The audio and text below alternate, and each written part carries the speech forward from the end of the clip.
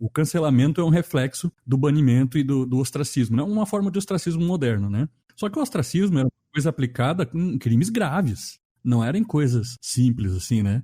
Que alguém falou uma coisa atravessada que a gente não concorda, com a qual a gente discorda, aí a gente ativamente cancela. A gente já está tendo visões de mundo diferentes canceladas automaticamente. A coisa já vem infiltrada até nós.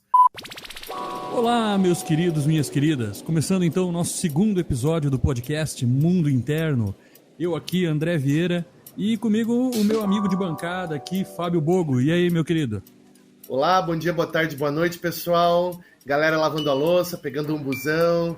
Vem com a gente conversar, trocar uma ideia, que hoje o nosso tema tá na boca do povo. Hoje o negócio vai pegar fogo. O tema de hoje é cultura do cancelamento.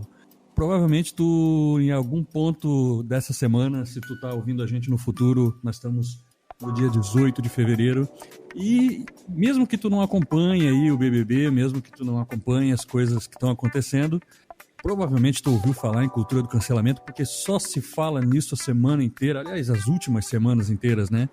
E é muito interessante, um tema pra gente levantar e discutir o que é bom, é negativo, é positivo, como é que isso influencia. São detalhes, assim, cruciais pra gente conversar sobre esse assunto, né, Fábio? Exatamente.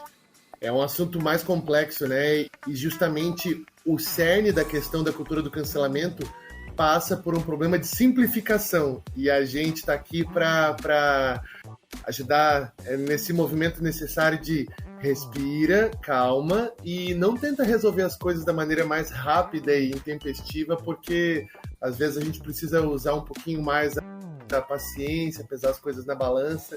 Nem tudo é tão simples assim, né? Resolvido num golpe único. Um golpe de fúria, assim, né? Um golpe de fúria, A cultura do cancelamento é uma forma de punição, né? As pessoas estão usando esse meio de punir as pessoas financeiramente e socialmente por algum posicionamento, alguma coisa que ela falou, ou algum posicionamento que ela teve, ou alguma coisa assim que é contrário ao que ela acredita, né? E aí, imediatamente, o primeiro impulso que está acontecendo é excluir essa pessoa de um círculo social, privar essa pessoa, às vezes, de produtos que ela oferece, de serviços que ela oferece, como a gente vê em vários casos de celebridades que estão passando por esse processo de cancelamento nos últimos meses aí. Isso tem acontecido bastante. Essas pessoas perdem trabalhos, perdem condição financeira, perdem amigos, perdem socialmente, perdem financeiramente. Às vezes por um erro que nem foi tão grave, né? Às vezes um deslize, um comentário mal dado, uma coisa impensada. A gente tem que lembrar que as pessoas são pessoas, né? Pessoas cometem erros, né?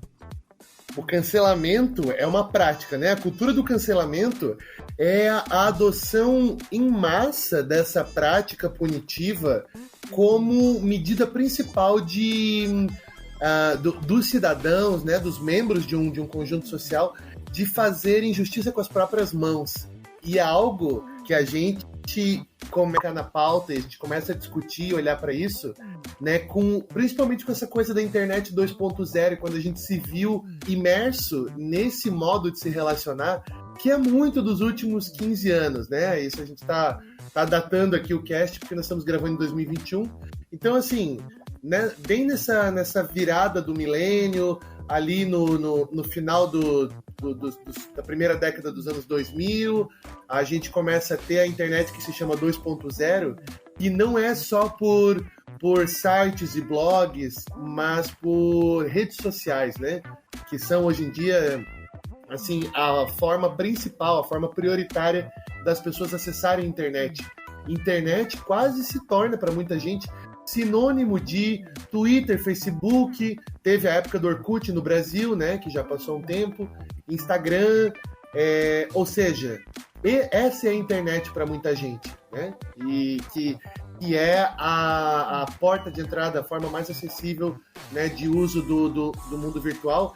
E essa forma, ela tem, né, que é natural da internet 2.0, ela tem uma característica muito singular, que é você, consumidor, é ao mesmo tempo o produtor do conteúdo. todo mundo é um produtor de conteúdo, todo mundo posta no Insta, todo mundo faz post no Facebook, né? E está ao alcance de todo mundo colocar fotos, imagens, conteúdo, textão, dentro da linguagem que uma determinada rede social favorece, e existe essa discussão, por exemplo, né, do Twitter, a questão da limitação dos caracteres, que tipo de comunicação se faz pela via do Twitter, né, que as pessoas até tentam burlar, por exemplo, em vez de fazer uma única mensagem que precisa resumir todo um argumento complexo em 144 ou agora 288 caracteres, né?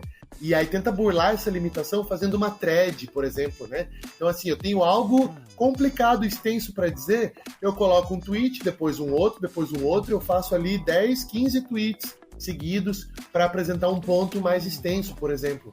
Mas muitas vezes a gente acaba resumindo em 1 ou 2 tweets, né, uma conversa que seria mais proveitosa se a gente tivesse uma boa, no mínimo, um copo de cerveja e uma mesa de boteco, para a gente poder trocar uma ideia mais, né, mais apropriada a respeito.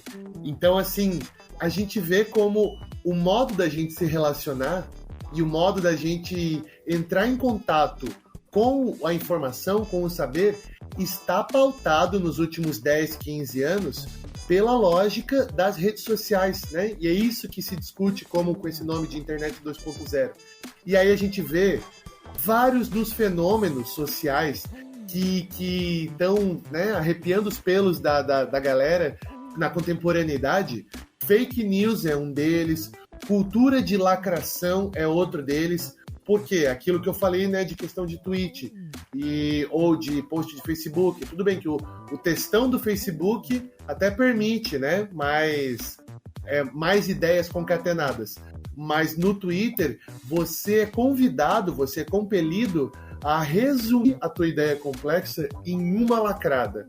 Você precisa convencer, né, aquela função do texto argumentativo que a gente aprendeu na escola, de uma dissertação, por exemplo, né, que é destinada a defender um ponto de vista e convencer o teu leitor de que aquele ponto de vista está certo, né, ou pelo menos é legítimo, é válido. Então, você precisa fazer isso, preservar essa função, né, persuasiva em 288 caracteres. Qual é a saída que você tem para conseguir fazer isso? Lacrar.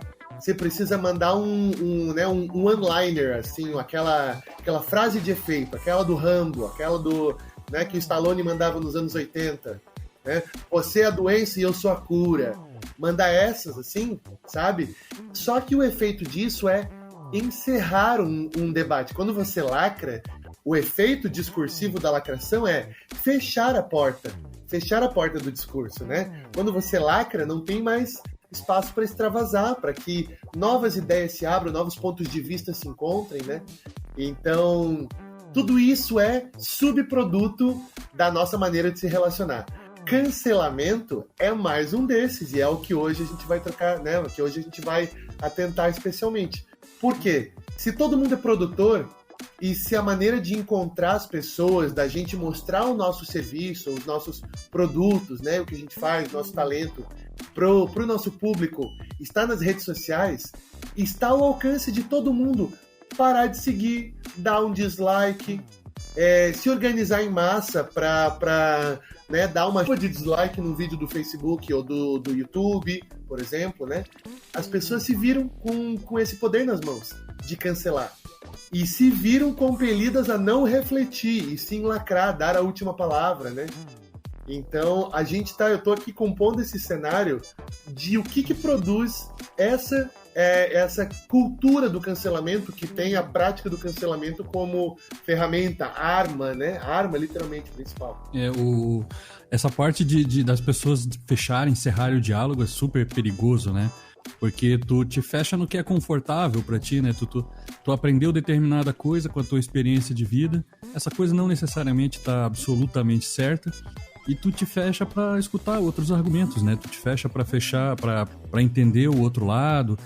Ninguém para pra pensar, por exemplo, o que leva outra pessoa a pensar de maneira, entre aspas, errada, né? Tem um pensamento diferente do meu, esse pensamento é errado. E talvez até seja errado mesmo, mas ninguém para pra pensar por que a outra pessoa chegou a essa conclusão, como é que funciona o mundo interno dela, né?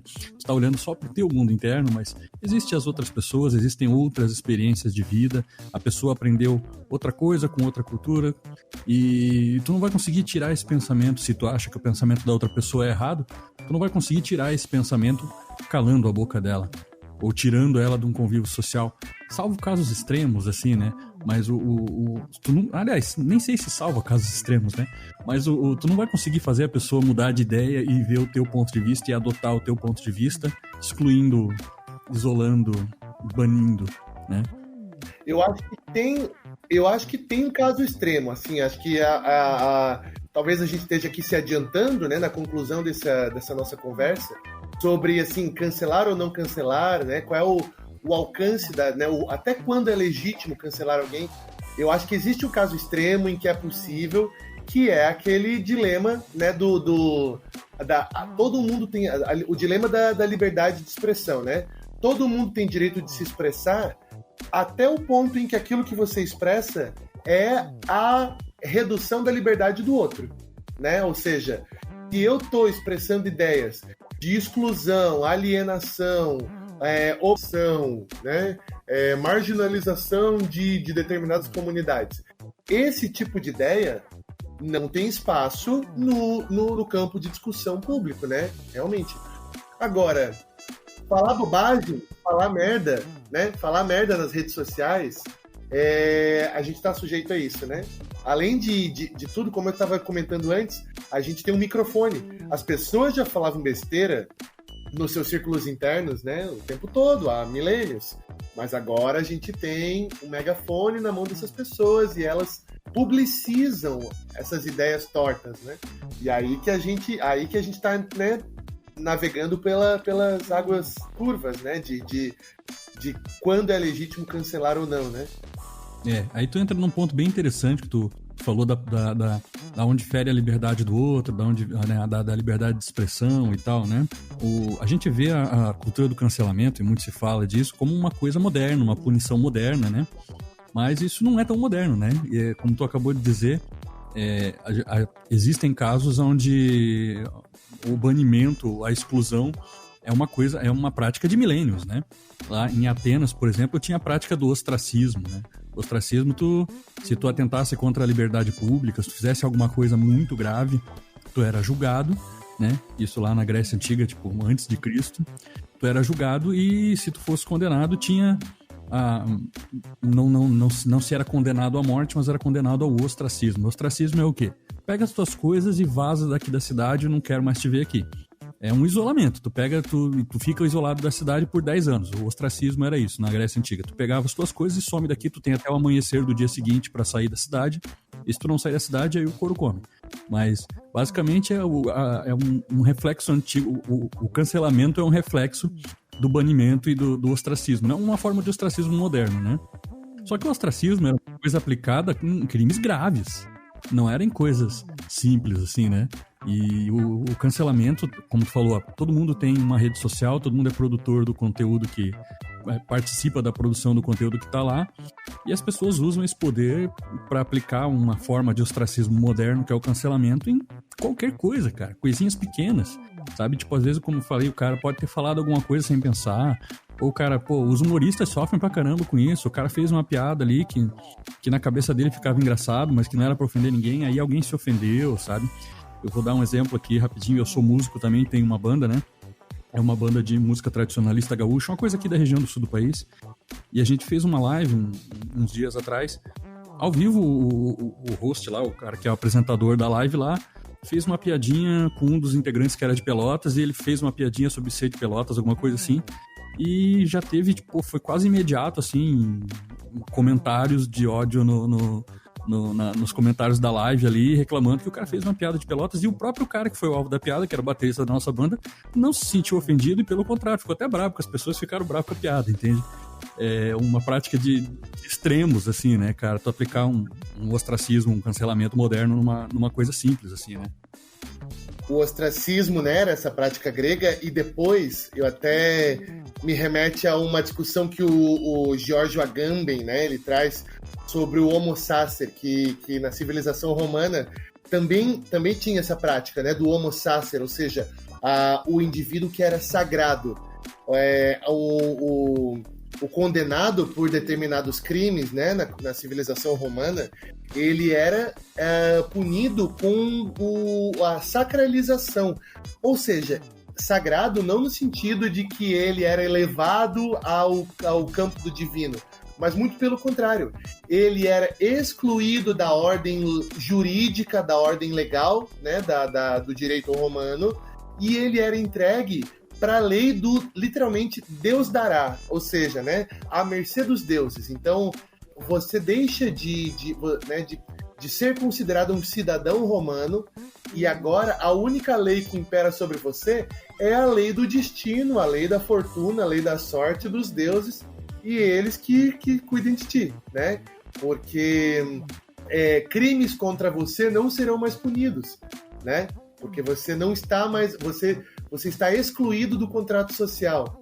E o Agamben, esse filósofo, sociólogo, né, ele traz esse conceito para pensar uma gama gigantesca de pessoas que não só foram submetidas a esse juízo ao longo da vida, como também nunca tiveram acesso ao cidadão. Porque o cidadão grego, por exemplo, né, da polis grega, que era condenado ao ostracismo, para poder perder o direito de ser cidadão, ele teve que ser cidadão em primeiro lugar, né? Só que isso era só uma determinada parcela da população que tinha acesso, né? A gente não fala de toda uma multidão de escravos, de mulheres, enfim, né? de estrangeiros que não tinha direito à cidadania grega, por exemplo, né? Na cidade-estado. Então eles já nasceram cancelados, né? Nunca passaram por cancelamento, porque não teve nada que pudesse ser cancelado, né? Nunca houve uma legitimidade cidadã deles, né? E essas pessoas a gente ainda né, encontra em grandes números, né? Mas assim, como tu estava comentando, né? O direito, né? Assim, a decisão de cancelar era tomada por um grupo de juristas, enfim, executores da lei, e que tinham chegado até essa posição, tinham sido eleitos, né, tinham sido, assim, imbuídos dessa autoridade dentro da sua comunidade, dentro da sua cultura, para que pudessem ter esse poder de discriminar, né, quem sofreria essa exclusão ou não. E aí a gente pode até, né, discutir, conversar aqui se era um julgamento pesado demais ou não. Enfim, estava dentro de um contexto e era exercido por determinadas pessoas.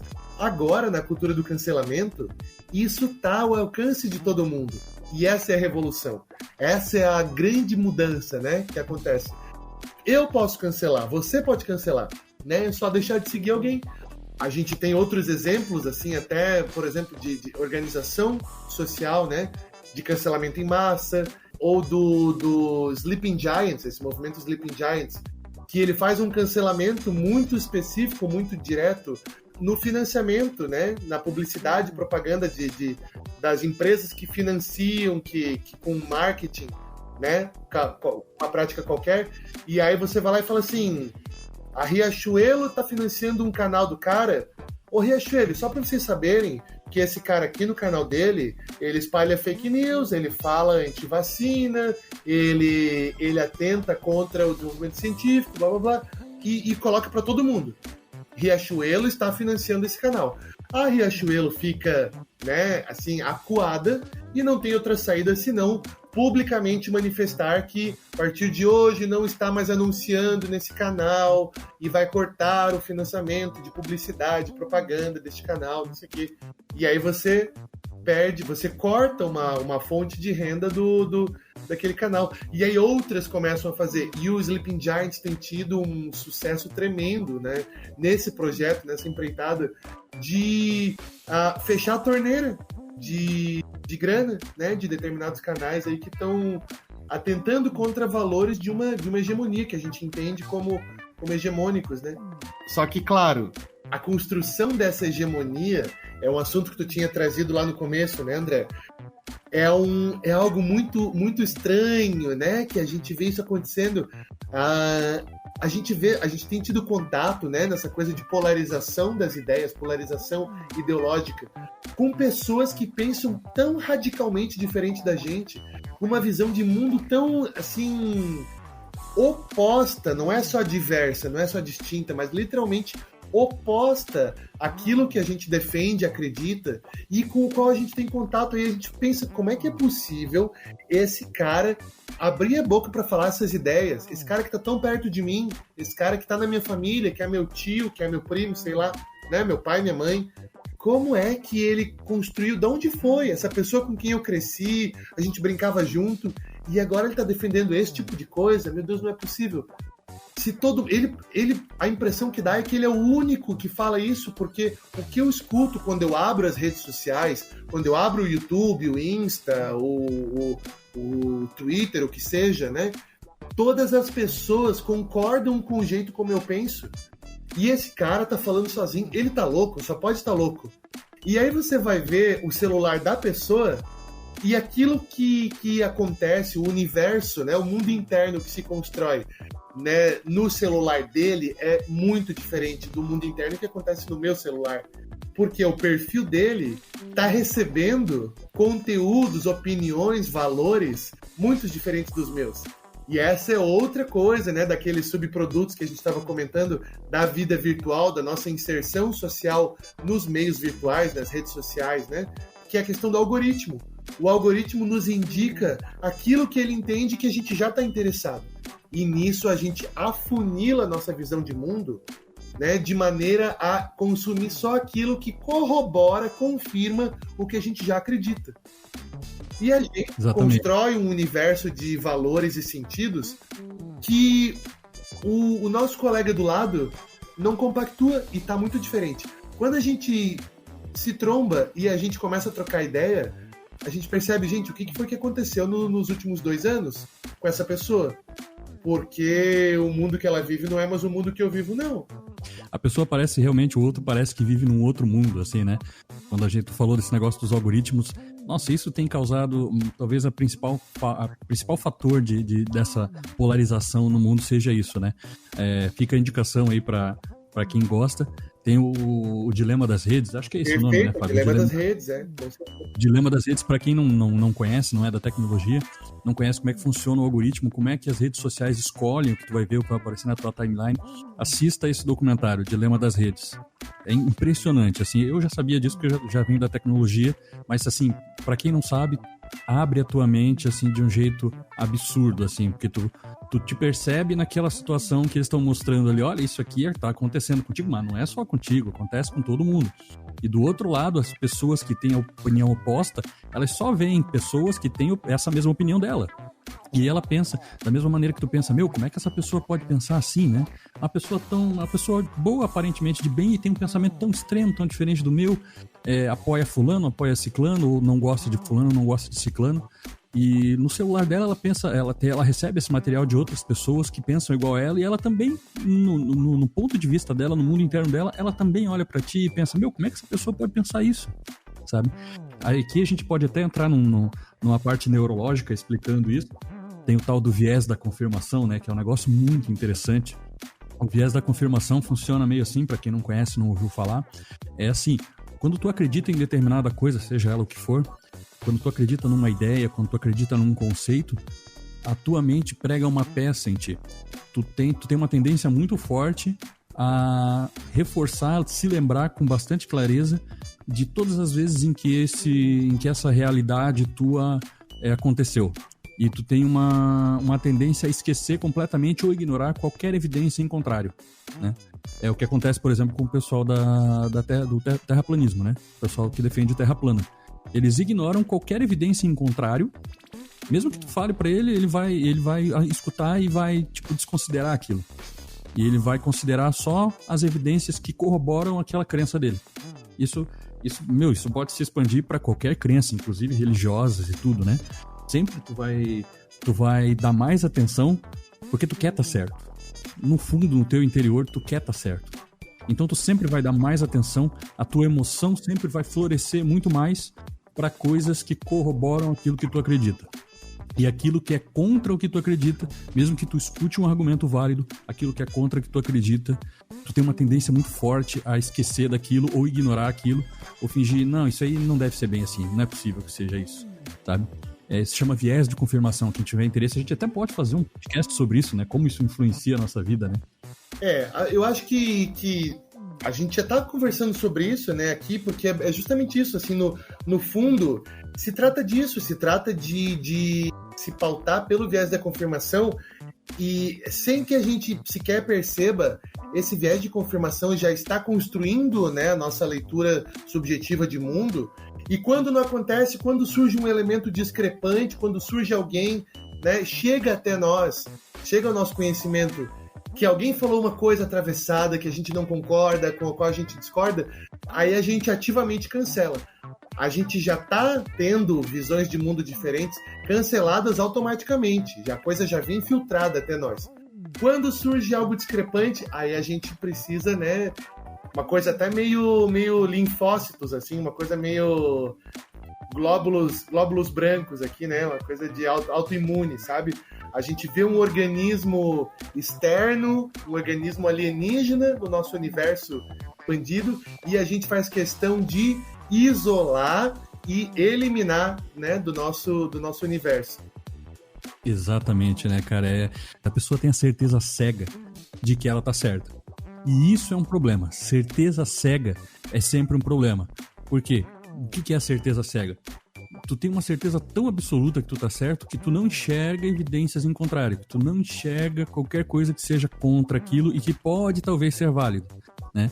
Eu acredito que ninguém tá 100% certo, ninguém tá 100% errado, nada é 100% mal e nada é 100% bom, né? Tudo tem o yin e o yang, né? Se tu for olhar o desenho do yin e o yang, tem a bolinha em cima, tem metade do círculo é preto, mas tem uma bolinha branca. A outra metade é branca, mas tem uma bolinha preta. O símbolo a ideia é mais ou menos essa, né? Que nada é 100% bom, nada é 100% mal. As situações mais horríveis têm pelo menos uma pontinha de coisa boa, e as situações mais maravilhosas têm uma pontinha de coisa ruim. Alguma coisa se perdeu ali nesse meio. Quando a gente junta as emoções, assim, que o cancelamento é uma coisa muito emocional, assim, é muito visceral, né? Tem aquela sensação de justiça, tem aquela coisa que eu vou me vingar de quem apoiou uma coisa contra mim ou contra o meu conceito. Esse cara vai ver só, esse cara ele vai ser cancelado. Tem uma coisa de vingança, assim. E quando a emoção toma conta em qualquer discurso, em qualquer conceito, tem uma coisa chamada dissonância cognitiva. A dissonância cognitiva rouba completamente a tua razão. A dissonância cognitiva é uma vontade muito grande de estar certo e de defender um ponto de vista teu. Quando tu entra numa discussão com uma pessoa, isso nem falando, pode ser online também, mas botando como exemplo uma discussão ao vivo, quando tu tá conversando com alguém e essa conversa começa a se exaltar e essa conversa começa a aflorar e vira uma discussão. Quando os dois lados têm opiniões opostas, e aí ou tu ou o outro lado começa a levantar a voz, começa a entrar naquela situação de conflito, e aí dispara a dissonância cognitiva. Você para de raciocinar, você para de escutar o que a pessoa está falando e você só quer defender o teu ponto de vista. Você Mas só quer... que isso não começaria... assim, eu acredito, pelo menos, que dificilmente isso né, teria início, essa semente, né, do pontinho preto na gota branca do yin yang. Eu acho que dificilmente teria começado se a gente tivesse majoritariamente dialogando, né, na vida real. Eu acho assim, agora, se a gente encontra aquele tio bolsominion na festa de família, a coisa já chegou num ponto em que essas discussões foram transportadas para as relações reais, relações corpo a corpo. Mas o espaço em que isso se cria, né, que isso ganha força, ganha raiz, é o espaço do virtual, sabe? Em que as coisas estão ali escritas e dificilmente tem entonação, as conversas acontecem de um outro jeito, as relações são anônimas, você está ali sobre um perfil, né? Você não está... primeiro, né, te mostrando por inteiro e aí confrontando diretamente uma opinião contrária, porque se a gente começa uma discussão ao vivo e a cores, a gente escuta, a gente pode até, na maioria das vezes, discordar, ou perguntar, ou problematizar, ou até ter a cabeça dura e não querer mudar de opinião, mas pelo menos a gente, né, se escuta e dá um espaço enquanto a gente está respirando, o outro está falando. A coisa acontece de uma outra maneira no mundo virtual, né? Por essas maneiras que a gente estava explicando, né? Do viés de confirmação, do algoritmo, dessa tendência à polarização, das opiniões. E a gente constrói um reforço dos nossos valores tão forte, tão hermético, tão fechado, que quando a gente chega, né, numa conversa ao vivo, a gente já está com a cabeça fechada totalmente e aí já está pleno de pseudo-argumentos, e aí a coisa já desandou, a bola de neve já correu morro abaixo, né? Não só presencialmente, né? Quando o cara entra nessa certeza cega, assim, especialmente alimentado pelos algoritmos, assim, né? Pô, tá todo mundo pensando assim, tu quer fazer parte de um grupo, né? Isso é antropológico, isso é evolutivo do ser humano, né? Tu quer fazer parte de um grupo. E se todo mundo tá falando X, mesmo que talvez tu tenha dúvida se aquele X é certo ou não, tu vai entrar na onda do grupo, né? O efeito manada, né? Tu vai entrar na onda do grupo porque tu quer fazer parte de um grupo, tu quer fazer parte daquele grupo, né? Imagina que tu tem uma roda de amigos e tu pensa X e só tu pensa Y, sabe? É muito difícil alguém manter a sua opinião contra todo mundo do grupo dele, sabe? Já que a gente está falando de efeito manada e seguir o grupo, talvez seja o momento da gente introduzir assim, o disparador, né? O que nos levou a gravar esse podcast sobre esse tema nesse momento, né, do Brasil, nesse momento histórico do Brasil, né? O que está acontecendo com o BBB, Carol Conká? Eu acho que a gente já começou entrando na coisa, né, teórica, a gente já começou muito além de Carol Conká. Vamos dar um passinho atrás aqui, voltar, para a gente tentar explicar para quem estiver ouvindo esse cast daqui a um tempo, né? E tudo, você, né, ouvinte do futuro, tudo que você escutar de fevereiro de 2021 no Brasil vai ter, inevitavelmente, alguma coisa a ver com esse que é o grande fenômeno que está ocupando a nossa cabeça agora, que é o BBB, né? Que já está na sua 21ª edição, né? Já passou. O que eu escuto o pessoal comentando agora é assim: eu já passei daquela fase de fingir que eu não escuto, que eu não assisto BBB. O BBB é um entretenimento menor, né? De menor importância, menor relevância. Eu acho que as pessoas já entenderam. Eu assim, faço a minha meia-culpa, eu também já passei por isso, né? E realmente, meu Deus, se o BBB tá na 21ª edição, faz 19 edições que eu não assisto, né? Então, eu assistia quando era moleque, as primeiras. Eu lembro do Serginho, do Bambam com a vassoura, né? Maria Eugênia. Isso eu lembro. Eu assisti até a edição do Alemão, cara. Depois da edição do Alemão, eu não assisti mais. E aí, pois é, a gente, né, meio que parou. Só que eles conseguiram se reinventar porque eles conseguiram fazer essa leitura, né? Eles, eu digo o Boninho, a Globo, né? A produção do programa, eles conseguiram fazer uma leitura muito sagaz do momento histórico do Brasil, que, assim, o BBB era sinônimo de pegação, gente linda, cada edição era mais gente bonita, modelo lindo, e pegação, beijo na boca, quem fica com quem. O negócio era vender capa da Playboy depois. Só né? que isso saía na Playboy. Só que isso era o reflexo de um tempo em que o Brasil assistia novela. E o que o Brasil discutia nas conversas de vizinho, nas conversas de bar, nos papos de ônibus, era a novela das 8. E esse tempo já acabou. Hoje o que a gente discute, o nosso assunto do cotidiano, é a política, é ideologia, né? E isso acontece conosco em nível mundial, mas principalmente também aqui no Brasil. Né, de maneira particular aqui no Brasil, pela nossa situação política, contemporânea e tal. Então, assim, faz um tempo que o BBB deixou de ser a história de quem fica com quem namora quem. O BBB agora tem muito pautado, muito marcado, uma disputa entre lacradores e reaças, conservadores, né? Isso já aconteceu na versão passada, na versão BBB 20, né?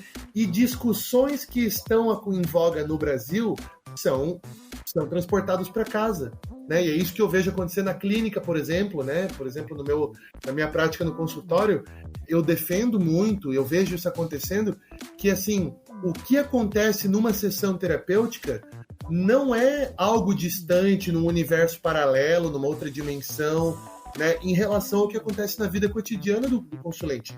O que acontece ali numa sessão terapêutica é uma síntese, né, uma caricatura das relações que a gente estabelece na nossa vida cotidiana. E na casa eu vejo isso acontecendo. Então tem um potencial de análise muito rico, né? As pessoas que estão com a cabeça do Brasil de 2021 vão lá e se trancam por um mês e pouco, né, numa casa. E o que vai acontecer? Lacração, né? As coisas que acontecem aqui fora. Lacração, disputas de lugar de fala, disputas de identidade de gênero, e é tudo isso que vem acontecendo. Só que a coisa virou de cabeça para baixo. Eu acho que o Boninho, na minha leitura, o Boninho quis jogar ali, sabe, assim, no tempero do caldeirão, meia dúzia de bolsominions e meia dúzia de esquerdistas lacradores, né? Esses perfis. Claro que, assim, isso não corresponde a uma leitura que eu faço da política, porque as coisas de fato são mais complexas, né? Mas o estereótipo é esse, o Coxinha e o Petralha. E aí jogou ali uns B-17 e uns Lula ladrão roubou meu coração, né? E para ver no que dá. Só que a coisa virou de cabeça para baixo, porque a gente tem, por exemplo, uma Lumena da vida, né, que é assim o exagero absoluto, né, a caricatura completa do que é um lacrador, que dá nojo e dá ojeriza até para quem tem um pensamento progressista, sabe? É tudo que não se deve fazer, é tudo que os movimentos feministas não devem ser e fazer se eles querem ter algum poder de persuasão, de mostrar a legitimidade das suas pautas, né?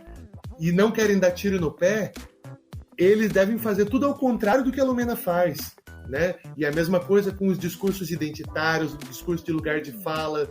E quando chega no caso da Carol Conká, a coisa vai para um outro nível ainda maior, porque a gente vê alguém usando as ferramentas de empoderamento das minorias, né? Esse empoderamento das pessoas que a gente, né, citou ali como sempre, historicamente, tendo sido canceladas e marginalizadas, e que agora, né, tem se apropriado nos últimos anos, com muita luta, muito suor, do seu poder de afirmação discursiva, de afirmação de si, né, da sua identidade, da sua cultura, da sua voz. E a gente vê uma pessoa fazendo uso surfando nessa onda de assim, reestruturação da distribuição de poder para oprimir. Então a gente vê uma mulher preta, rapper, né, humilhando um outro rapaz negro, que é o Lucas. E a gente vê que aquilo ali não se trata de luta identitária. A gente não pode olhar para essa questão, e eu acho que ninguém está fazendo isso, né? Olhar para Carol Conká. Na verdade, eu minto, eu me enganei. Eu disse que ninguém está fazendo isso, mas claro que tá sim. É o bode expiatório que estava faltando, né? Para os detratores desses movimentos progressistas irem lá, apontarem e falarem: olha só o que acontece quando a gente dá voz pros lacrador, né? Vira uma Lumena, uma Carol Conká da vida. E assim, acho que eu queria trazer esse ponto de que não se trata disso. Nós temos uma pessoa com fortes indícios, claro que não sou eu, ninguém tá se arrogando, se autorizando a fazer um psicodiagnóstico aqui à distância baseado em vídeos editados do Big Brother. Mas a gente vê características que se aproximam de uma personalidade antissocial, de uma personalidade perversa, talvez assim com traços, indícios de psicopatia.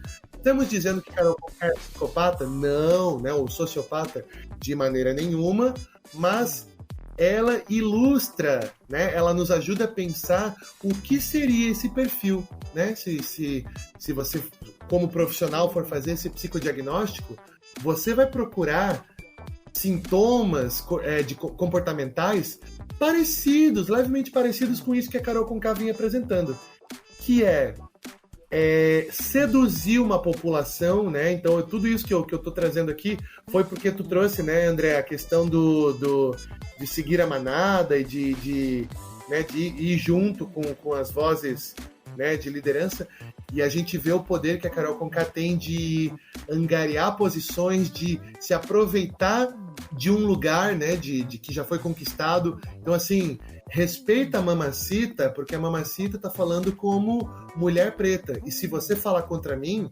você, primeiro, está me atingindo em nível pessoal, né, ou seja, ofendendo a mim, aniquilando a mim como pessoa, e segundo, você está aniquilando todas as décadas de lutas, né, pelos direitos civis negros, pelos direitos das mulheres, pelo empoderamento feminino e tudo isso que eu represento. Então eu sou a porta-voz de todos esses discursos por revolução social.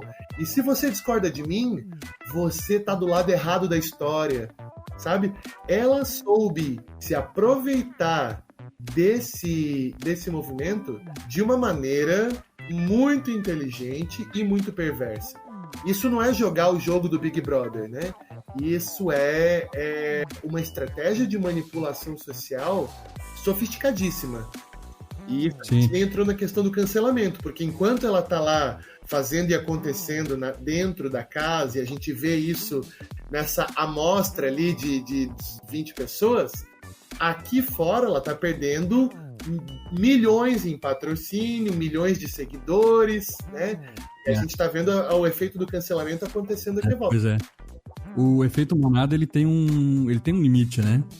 Normalmente esse limite é o exagero. As pessoas seguem um determinado padrão, seguem uma figura que se mostra como um personagem que representa elas. Como eu falei, as pessoas querem fazer parte de um grupo, né? As pessoas sempre querem fazer parte de um grupo e tem alguém que representa aquele grupo, né? Isso acontece com praticamente qualquer grupo, cara. Qualquer grupo vai ter uma pessoa que é o símbolo daquele grupo, né? Um grupo político, um grupo ideológico, um grupo religioso, um grupo whatever, de qualquer coisa, tem uma pessoa que é o símbolo daquele grupo. E aí ela ganha esse poder, né? Ela ganha esse poder social de o que ela faz tem a força de um movimento enorme, de um monte de pessoas atrás dela sustentando o que ela faz. Porém, há um limite, né? Há um limite. Normalmente o exagero é o que quebra esse limite. Quando a pessoa exagera do uso desse poder, ou quando a pessoa vai a um ponto, eu queria ir por esse caminho, mas não tão longe, assim, tu foi longe demais. Aí a pessoa perde esse poder, e tu manada perde. Eu sinto que esse ponto... É legal, assim, abrir um parênteses e dizer que eu não sei quanto a ti, André, mas eu nunca liguei a TV na Globo para assistir um episódio. A gente fica sabendo porque isso é o assunto que está nas redes, né? E, de novo, voltando para a coisa das redes, isso chega para mim, né? Vídeos, cortes, discussões, comentários, né? Então, tudo isso eu tô sabendo porque é a discussão que está em pauta no Brasil hoje, mas nunca assisti um episódio completo, né? Essa edição também não tem episódio nenhum, assim, como eu falei lá na introdução já do podcast, eu falei, né, mesmo que tu não veja BBB, mesmo que tu não acompanhe, é meio que impossível, a não ser que tu esteja realmente totalmente isolado, sem internet, sem TV, sem nada, e tu não tenha ouvido falar nesse termo, cancelamento, cultura do cancelamento e tal, é o termo que está sendo discutido agora, é o que está nos trending topics aí do mundo, né? Mas essa ressalva, assim, só voltando para esse ponto do exagero que tu traz, que eu acho relevante, eu acho que ele é uma perspectiva importantíssima para a gente entender uma Lumena da vida. Eu acho que a Lumena é uma questão de exagero delas, né? Entender que ela ocupa um lugar como mulher negra, inclusive é uma psicóloga, né? Que está precisando muito fazer uma terapia. E aí a coisa vai para um nível fora, né? Assim, totalmente exagerado. Então ela é uma militante, como diz o Meteoro Brasil, ela é uma militante de uma única causa, que é a causa Lumena, né? Uhum. E aí o meme que tá rodando aí é: você não pode falar nada a não ser que a Lumena tenha te autorizado. Então, assim, eu não deveria estar falando isso aqui porque a Lumena não me autorizou a dizer isso, né? Eu preciso pedir permissão para ela para falar isso. Então, a gente discute essa questão do exagero, da inversão de poderes, né? Então, aquele que era o oprimido, como não está pautado por um projeto de abertura e, né, do diálogo, da intersubjetividade, e sim por um projeto de inversão de poderes, é uma pessoa que começa a ocupar um lugar de opressor, né? Agora, o meu alerta é, Carol Conká não está fazendo isso. Carol Conká, né, tem outras questões de manipulação do desejo alheio, né? E é só um disfarce de militância. Nem se trata disso, né? Como tu falou, ela tem requintes de crueldade ali do jeito que ela trata o rapaz, né? Ela faz de um exagero, assim, que... como eu falei desde o início desse episódio, né? Não existe a proporcionalidade entre o delito, o vacilo do cara com a punição que ele tá sofrendo, né? É desproporcional, um cancelamento massivo. Ele fez lá uns comentários que o pessoal não gostou e também não tô defendendo, até porque eu nem sei muito bem o que ele falou. Complementando o que tu falou, eu não assisto o BBB, mas não é porque é BBB. Eu não assisto porque eu não tenho TV aberta já há bastante tempo, ele nem TV aberta. O menino Lucas, ele bebeu, né, numa festa, bem no começo, na primeira festa do Big Brother, e ele foi de pessoa em pessoa com uma proposta de fazer uma panelinha, vamos fazer uma panelinha e tirar o outro grupo do jogo. E aí todo mundo falou, cala a boca, cara, o que você tá falando, né? Meu Deus, na primeira semana ainda, tá querendo fazer uma aliança, né, exclusiva e de formar um timinho pra destruir os outros e tal. Mas ele, enfim, tava alterado, né, por conta de álcool, e ele fez isso, né? Teve um comportamento ali que vacilou nessa festa. E no outro dia, a Carol Conká tava, né, mandando aquelas que a gente já sabe muito bem, né? Assim, não coma na mesma mesa que eu, você não olha pra mim, respeita a mamacita, e eu vou comer primeiro, quando eu sair da mesa você pode vir. E a gente... Exagero, né? Estavam perto, foram coniventes, não falaram nada, né? Pois é. Esse é o tipo de punição que eu falei, detalhes de requintes de crueldade, é isso, sabe? Tu isolar uma pessoa, ainda mais numa casa fechada, onde a pessoa não pode simplesmente sair da casa e ir conviver em outro grupo social. Tu fazer isso com a pessoa, de isolar ela, de tirar ela da mesa, isso vai muito além do cancelamento, cara. Isso é crueldade, cara. Né? O banimento e o isolamento é uma punição que se aplica, como a gente falou, há milênios. Não é à toa que os bandidos, quando estão na cadeia, quando ele faz merda na cadeia, acontece o quê? Ele vai pra solitária. Ser isolado do grupo e ficar na solitária é uma punição pior do que ele levar uma surra, do que, sabe? É uma punição psicológica, é uma tortura psicológica manter o cara em isolamento, assim. Não, sai daqui, fica lá no teu canto, não fala com ninguém, não olha pra minha cara. Que absurdo, cara. Que exagero, né? Tipo, o cara cometeu um delito, um deslize, um vacilo ali, ok, mas tem que haver a proporcionalidade da punição que ele tá recebendo com o que ele fez, né? Falou lá no início, né? Eu comentei, não sei se existe, de repente, um limite para isso. Comentou, tem. O limite talvez seja esse, né? A gente tem que avaliar, caso a caso, a proporcionalidade, né? O tamanho do erro que o cara cometeu com a punição, né? Talvez se o cara cometeu um erro realmente estrondoso, aquele cara que defende uma posição... sei lá, um neonazista, o cara defende uma posição e não é uma coisa que ele falou assim no momento ou que ele fez em um momento, é uma coisa que ele defende a longo prazo na vida. Aí tu pode talvez exercer esse cancelamento para silenciar esse discurso violento, extremista, né?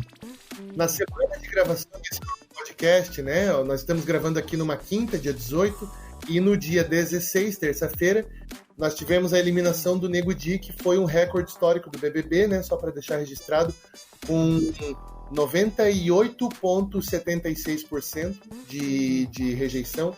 E aí os outros dois candidatos ali do paredão, que era o Fiuk e uma outra moça, né, a Sara, ficaram com 0,30 e 0,8 cada um.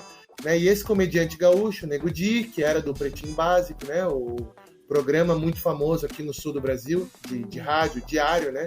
Ele foi eliminado, ele era do grupinho ali, dos vilões da casa, foi eliminado com recorde histórico de 98,76, e o que o pessoal está comentando só não foi 100% porque este valor de 100% está reservado para a Carol Conká quando ela sair, né? É bem provável, né, cara? Esse recorde vai ser batido de novo logo, logo. Esse recorde vai ser batido de novo logo, logo. Então, é isso. O final da história, o resumo da ópera é esse, né? Carol Conká está absolutamente cancelada. Ela é um grande exemplo de cancelamento, né, no Brasil, e ela nos leva a discutir sobre qual é o limite da cultura de cancelamento, né? Qual é a punição adequada e quem é que decide?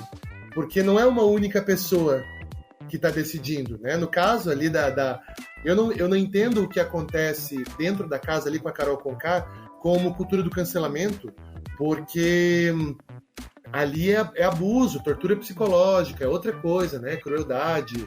A cultura do cancelamento não tem dono, não tem voz. Ela é fenômeno de massa. Não existe ninguém que você possa entrevistar, se você for um jornalista e quiser entrevistar. Estamos aqui com o responsável pelo movimento de cancelamento da Carol Conká. Dificilmente você vai encontrar uma cabeça de um movimento desse, porque é um movimento, por natureza, rizomático, público, né? Múltiplo. E aí isso aconteceu, né? Assim, sem um epicentro, mas aconteceu como um levante em massa do Brasil todo. E aí? E aí? No caso da Carol Conká, tinha outra solução para ela? É cancelamento que cabe a ela? Quem decide? Quem define? O que tu acha, André? É complicadíssimo, né? Se tu fala que tu quer promover um diálogo e tal, e tu não dá o direito do outro dialogar, né? Como é que tu vai promover um conceito novo, né? Ela levanta essa bandeira, tô defendendo uma bandeira X, um movimento X, só que eu tô defendendo, mas tu não pode falar, é só eu que posso falar, entendeu? É complicadíssimo, né? E aí quando tu te isola do diálogo, tu não te mostra aberto ao diálogo, ninguém vai dialogar contigo, né? Se tu se coloca, isso serve para qualquer movimento, não só pros que ela defende, para qualquer movimento. O cancelamento tá sendo meio que isso, assim, sabe? Tipo, eu vou defender isso aqui, mas você não pode falar. É só eu defendendo isso aqui, não existe diálogo, né? Ou eu não gostei do que tu falou, então eu vou cancelar você da minha vida, da existência. Não existe diálogo.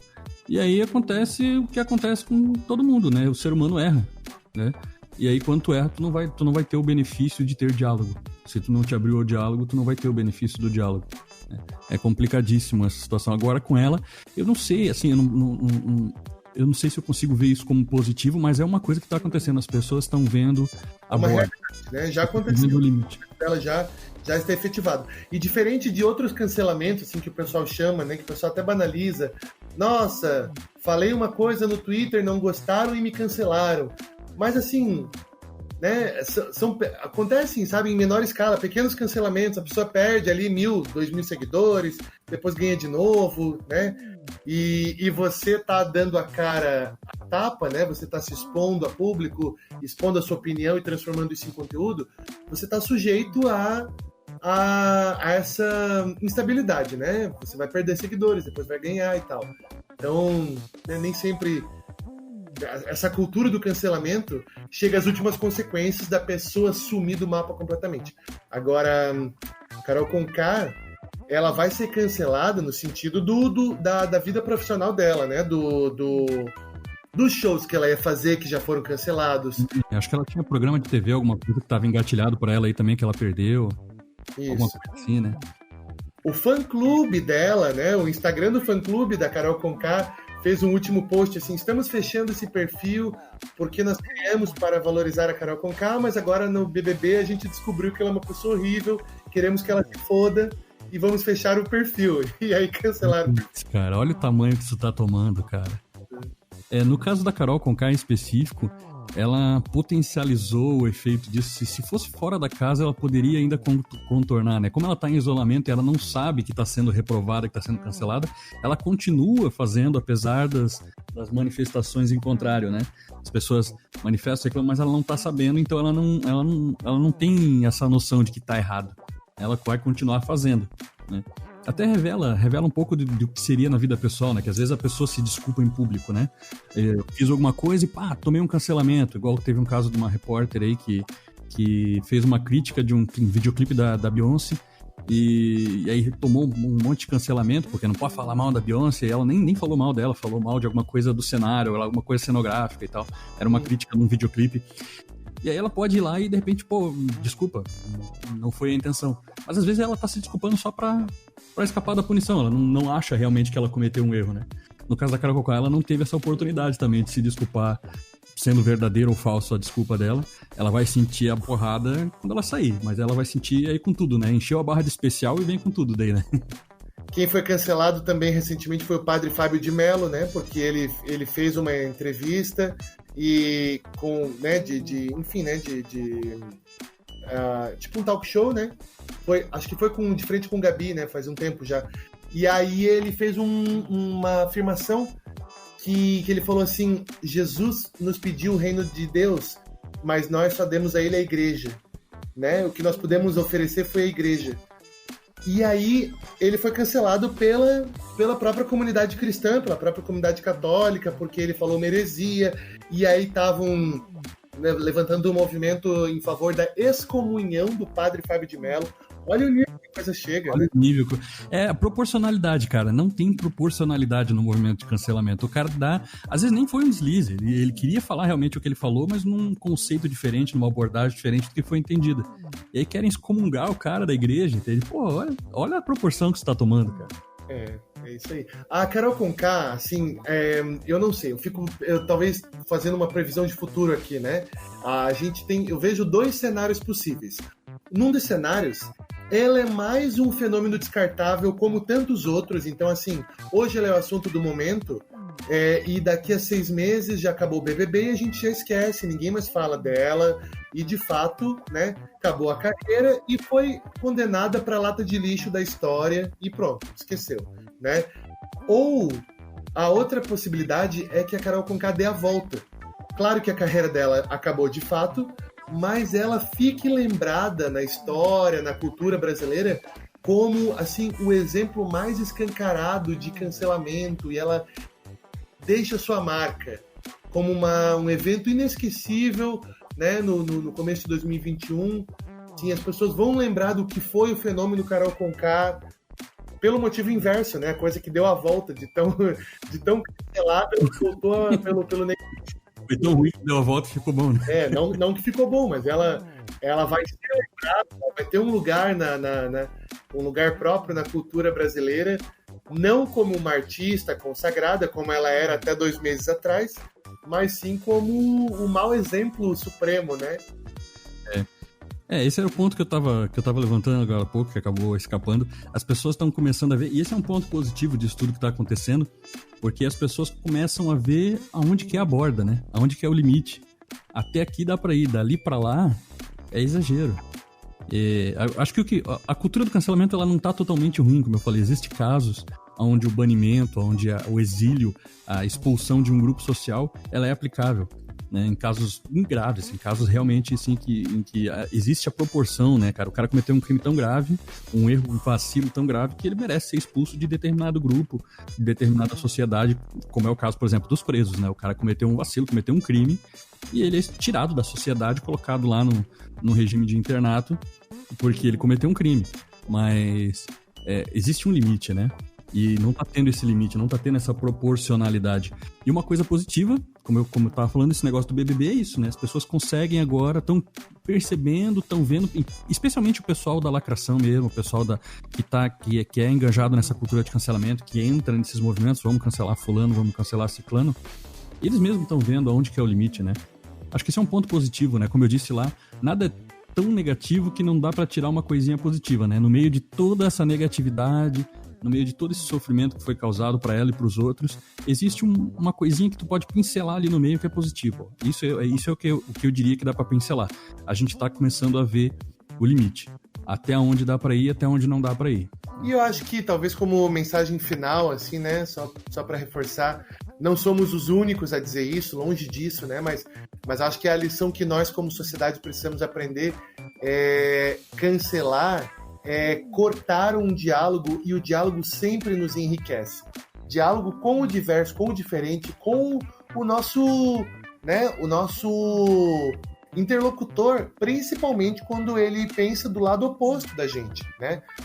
Um diálogo respeitoso produz frutos e faz com que ambos cresçam, ambos não passem a concordar um com o outro necessariamente, mas, no mínimo, desenvolvam melhor as suas ideias, percebam que ninguém está ali para aniquilar, né, o outro, e sim por um horizonte comum de sabe, uma visão social, uma visão de futuro, uma visão de bem-estar das pessoas. Se esse é o nosso horizonte, nós temos ele em comum, os métodos podem variar, a gente pode, né, pender mais para o espectro da direita ou da esquerda política, variar com relação aos valores, a políticas públicas, né? Isso a gente pode divergir à vontade, mas que a gente com certeza vai crescer junto pelo diálogo, pela conversa, inclusive pelo arrebatamento dessas pessoas que a gente entende como erradas, né? Se a gente percebe que ela tá falando bosta, cancelar não vai resolver. Cancelar só deixa com que a pessoa apodreça sozinha e se crie, joga para debaixo do tapete, e o problema fica maior. A gente se aproximando e convidando para esse diálogo, a gente pode, né, converter essa pessoa num aliado, né, possível, um aliado, nem que seja pelo menos nessa causa comum que é, né, o bem-estar das pessoas, um mundo melhor, né? Eu tô tentando contornar esse termo por achar meio utópico, né? Mas é isso aí, um mundo melhor, né? Internamente todo mundo quer isso, né? Internamente todo mundo só quer ser feliz. No fundo é isso. Todo mundo, o ser humano tem essas duas tendências primordiais. Ele tá sempre buscando a felicidade e fugindo do sofrimento. São duas coisas que guiam, que na verdade é a mesma coisa, né? Se tu foge do sofrimento, tu tá buscando uma situação feliz, sem sofrimento. E se tu busca felicidade, tu tá fugindo do sofrimento. O ser humano sempre vai ter essas duas... Toda ação do ser humano, tudo que tu faz na vida é regido por esses dois princípios. Tu tá buscando a felicidade e fugindo do sofrimento, né? Quando tu pega uma pessoa que pensa diferente de ti e isola ela do teu círculo, não quer, essa pessoa fala muita merda, não quer mais ouvir o que ela tá falando. O que vai acontecer? Essa pessoa vai se juntar com outras pessoas que pensam igual a ela e só vai reforçar um movimento contra aquilo que tu pensa, né? Quando tu traz essa pessoa para perto de ti, entendendo que ela só quer ser feliz também e que na visão de mundo dela talvez esteja distorcido a maneira como ela acha que ela vai ser feliz. Ela acha que vai ser feliz, por exemplo, acontecer tal coisa no Brasil, se tal movimento vencer. Aí ela acha que ela vai ser feliz daquele jeito, mas se ela só tá buscando felicidade igual tu, só a ideia dela tá talvez um pouco distorcida. Assim como a tua, tu tem que ter essa humildade de saber que talvez a tua esteja um pouco distorcida também, né? Isso ficou muito claro vários anos atrás, quando teve o plebiscito não, o referendo sobre armas de fogo, né? Que a gente ia liberar ou não ia liberar a posse de arma de fogo. Eu confesso que naquela época eu era absolutamente contra a posse da arma de fogo. E na propaganda eleitoral, quando eu me abri, não que eu conversei, né, mas eu assisti a propaganda eleitoral de ambos os lados, e eu me abri para a discussão e eu vi que existem pontos relevantes nos dois casos, né? Só estou contando um pouquinho da minha experiência, como eu comecei a chegar nessa conclusão que a gente tem que abrir para o diálogo, né? As pessoas que defendiam o porte de armas diziam, tem gente que mora numa região rural e que é muito afastada e que não dá para a polícia chegar lá. Se ele for atacado, ele não tem defesa. Tem gente que é policial e que se aposentou e ao longo da carreira de policial ele fez inimigos naquela atividade policial e ele está indefeso se ele não tiver uma arma. Então, quando tu olha para a tua realidade como cidadão de bem, isso é até um assunto para a gente conversar em outro momento, só dando um exemplo aqui, né? Quando tu olha pro teu mundo interno, não, eu sou um cidadão de bem, não me meto com criminalidade, é só ficar na minha que tá tudo certo. Mas nem todo mundo vive essa realidade tua. Às vezes a realidade do outro depende de outras condições. Então, se tu tem uma opinião e outra pessoa tem uma opinião oposta... Já me refiro ao estômago, né? Que o auto-intitulado cidadão de bem, né? É o mais hipócrita de todos, né? É o cidadão de bem, defensor da família, que faz 3, 4 famílias por aí, né? Tem essa figura, né? Essa figura do folclore brasileiro, né? O cidadão de bem, né? O cidadão de bem, ele é tão danoso quanto o lacrador, né? Porque ambos estão naquela certeza cega de que estão certos. E do lado contrário é o inimigo a ser derrotado, né? Exato, o inimigo a ser derrotado, esse é o ponto-chave, né, cara? Como se o outro lado fosse um inimigo a ser derrotado. O negócio ganha meio uma proporção de jornada do herói, de Hollywood. Existe o herói, que sou eu, e existe o outro lado, que é tudo que é de perverso, tudo que é de ruim, né? E dificilmente tu vai encontrar uma pessoa que é tudo que há de ruim, sabe? às vezes a pessoa tá fazendo aquilo, mas com uma intenção boa. Ela tá fazendo algo que tu considera ruim, mas a intenção dela é boa. É consertar alguma coisa, é promover alguma coisa boa, só que com meios meio desandados, assim, com meio duvidosos. Mas quando a gente para dialogar, a gente começa a ver essas coisas, sabe? Quando a gente para olhar o teu mundo interno e tu para olhar, para tentar... Quando tu olha o teu mundo interno, tu ganha essa habilidade de se projetar no mundo interno do outro, né? Tu ganha essa habilidade de conseguir olhar o outro como uma pessoa que também tá tentando ser feliz igual você e que tem ideias diferentes porque teve uma criação diferente, porque teve uma vida diferente, porque tem condições diferentes. E tu te colocando no lugar do outro, tu ganha superpoderes sociais. É mais ou menos assim. Tu ganha o poder... Tu é o Chico Xavier... Tu é o Chico Xavier, não. Tu é o professor Xavier do X-Men, vai falar. Tu é o professor Xavier da sociedade. Porque tu consegue meio que... Tu ganha essa habilidade de se colocar no lugar do outro e tu vê que o outro não é um inimigo. Na história dele, tu talvez seja o inimigo. E aí tu tem que mostrar pra ele que tu não é o inimigo. Vem cá, cara, vamos conversar. É o superpoder da empatia, André, é isso? É o superpoder da empatia, né? Tu vira o X-Men social. Alguma coisa assim, né?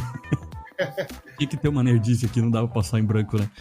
E quando tu chama o cara pro diálogo, tu te coloca na posição que eu não sou teu inimigo, cara. Vem cá, vamos conversar. Me conta como é que é. Olha só que pergunta poderosa, cara. Eu deixo esse conselho pra quem estiver ouvindo. Olha só que pergunta poderosa, cara. Assim, se tu quer ter uma discussão com alguém, que é uma discussão engrandecedora pros dois lados, pergunte pra pessoa que pensa diferente de ti o que é que te leva a pensar dessa forma. Por que tu acha que esse jeito é o jeito certo? Por que tu acha que o fulano é o melhor indicado pra fazer tal coisa? Sabe? Mas pergunta com o coração aberto, não pergunta mas assim, já... de fato, manifeste curiosidade, faça perguntas, né? Fique curioso. Tente entender. Não, porque não é aquela coisa, por que tu acha isso? Né? Não é uma pergunta no tom acusatório, né? Não é como é que tu pode pensar isso, né? Como é que tu pode pensar isso já é um tom acusatório. Tu tem que pensar assim, tu tá perguntando pra pessoa realmente com o coração aberto pra ouvir o que ela tem a dizer. Primeiro tu ouve, cara, depois tu julga, depois tu entende, mas primeiro tu tenta entender. Sai um pouquinho da tua realidade, existe a tua bolha de realidade, a maneira como tu vê o mundo, e tenta se encaixar na realidade do outro, sabe? Isso é uma pergunta, cara, isso é uma pergunta maravilhosa pra tu fazer amigos, pra tu criar uma conexão com a outra pessoa. Tu cria uma conexão com a outra pessoa quando tu tenta entender o mundo dela. E tu pergunta pra pessoa por que tu pensa desse jeito.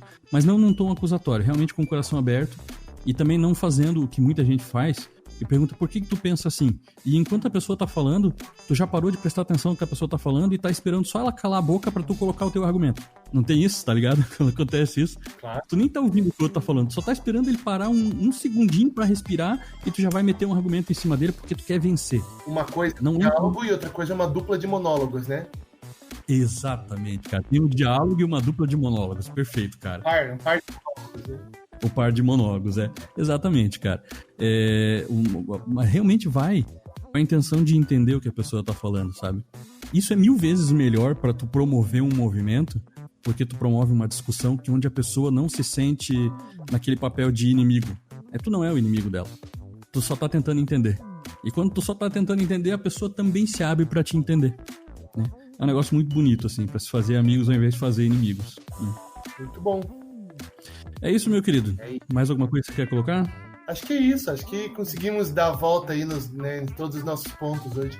Claro que tem sempre muito mais coisa pra falar, né? Mas aí a gente... mas aí vai virar né? Vai virar um Senhor dos Anéis aqui, esse podcast, se a gente se estender muito também, né? Eu nem sei quanto tempo tem aqui, já tem bastante tempo de gravação. Então é isso, meus queridos. A gente encerra por aqui e deixando as nossas redes sociais. No meu Instagram você me encontra em @souandrevieira. E Fábio é? O meu é @FábioHMBogo, HMBOGO. Maravilha. Você encontra a gente também, esse podcast, não sei onde você está ouvindo, mas ele vai ficar disponível também no YouTube, ele vai ficar disponível no Spotify e também está disponível no IGTV do nosso Instagram. Nosso Instagram é @MundoInternoPodcast. Tudo junto, @MundoInternoPodcast. Boa noite, obrigado a quem ouviu até aqui, porque esse papo foi longo, mas foi bom. E até a próxima vez. Valeu, gente. Muito obrigado por ter composto essa mesa de debate conosco. Abração, até mais.